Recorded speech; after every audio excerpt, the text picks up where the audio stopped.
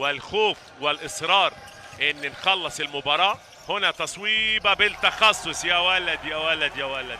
الزمالك العظيم وفوز كبير باكتساح في الربع الرابع على حساب العربي الكويتي 89-63، والصعود كمتصدر للمجموعة ببطولة الدوحة، وانتظار صاحب المركز الثاني في المجموعة الثانية.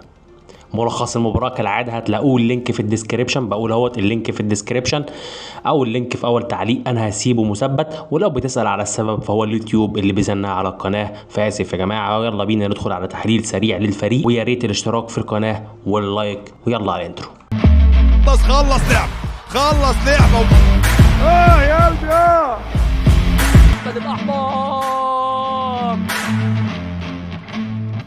المباراة بدأت متقاربة جدا في أول 3 أرباع. الزمالك ميزته قوة الدفاع بتاعه، طبعا زي ما انتم عارفين كابتن مرعي بيحب الدفاع والروتيشن، ولما يتوفر له كمية لعيبة كبيرة في كل المراكز هيقدر يعمل روتيشن كويس، وهتقدر البدنية بتاعت الفريق تبقى عالية على مدار المباراة، بالتالي اللعيبة هتعرف تدافع على مدار المباراة. يمكن بس بينقصنا 2 في مركز السنتر، المشد وخالد عبد الناصر، لما يجوا هتشوفوا كمية دفاع كويس حتى من تحت السنتر. لسه كابتن مرعي زي ما هو بيتعامل مع المباراه الوديه زي الرسميه بانفعالاته وبحركاته. طبعا الفريق بيعتمد على السويتشات في الدفاع على الفريق الخصم. ليه بقى بنعمل كده يا جدعان؟ علشان انت عندك الفريق الخصم مش كل لعيبته كويسه، فانت بتحاول تعمل دبل تيم بسرعه على اللعيبه، توقع البوينت معاهم، وبالتالي يعملوا تيرن اوفر كتير. تخيلوا الفرقه برضو عملت 25 تيرن اوفر قصادنا بسبب دفاع الدبل تيم. وده اللي بيميز الزمالك، والسويتشات بسرعه والحركيه بسرعه، وان اللعيبه تبدل وتعمل الهلب ومفيش تواني، وده بسبب قوه احمد مرعي على خط الدفاع.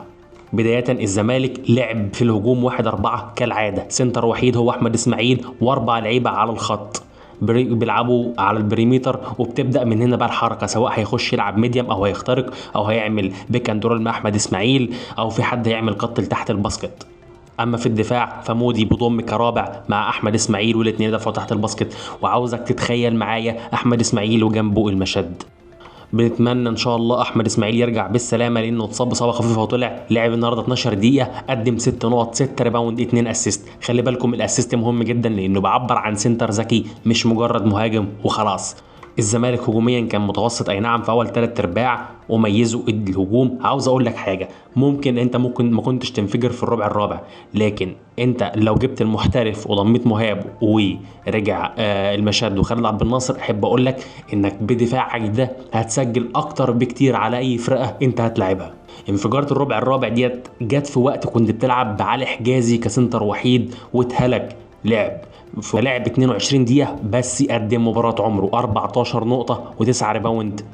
الزمالك ودفاعه الشرس في الربع الأخير عمل 31-13 سكور على فرقة العربي الكويتي، وسع بالفارق علشان تخلص المباراة بفرق 23 نقطة. سجل للزمالك أحمد عزب 15 نقطة، علي حجازي 14، أحمد ياسر 12، أدهم العيدة 9 نقط، معز أيمن 8، أحمد ياسر وعلي عمر ووليد عبد الجواد كل واحد 7 نقط، أحمد إسماعيل 6، وزياد أيمن لعب دقيقة واحدة جاب ثلاثية ب3 نقط.